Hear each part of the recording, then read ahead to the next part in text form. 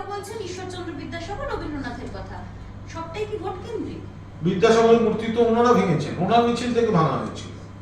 অমিত শাহ মিছিল থেকে তো বিদ্যাসাগরের মূর্তি ভাঙা হয়েছে। রবীন্দ্রনাথকে তো ওরা বারবার অপমান করেন। প্রথম কথা, জোড়াসাঁকোয় জন্ম না বিশ্বভারতীতে জন্ম, সেটাই বিজেপি নেতারা জানেন না।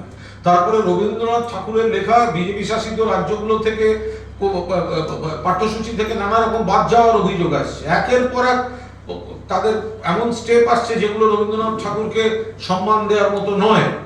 তো সুতরাং ওনারা এতদিন ধরে কোথায় ছিলেন? এতদিন ধরে তো বলেছেন বাংলায় পুজো হয় না, পুজো হয় না, পুজো হয় না। যখন মমতা বন্দ্যোপাধ্যায় পুজো অর্থনীতিটাকে চাঙ্গা করতে, এত কর্মসংস্থান, এত লোকের আয়, যখন অনুদান দিচ্ছেন তার বিরোধিতা করেছেন। এখন কি করছেন? এখন মমতা বন্দ্যোপাধ্যায়কে নকল করে অমুক জায়গায় এই করব, অমুক জায়গায় ওই করব। আর রেশিওটা জানেন? রেশিও, অনুপাত 3000:3। 3000:3। মমতা বন্দ্যোপাধ্যায় কটা উদ্বোধন করছেন? 3000। অমিত শাহ কটা উদ্বোধন? 3।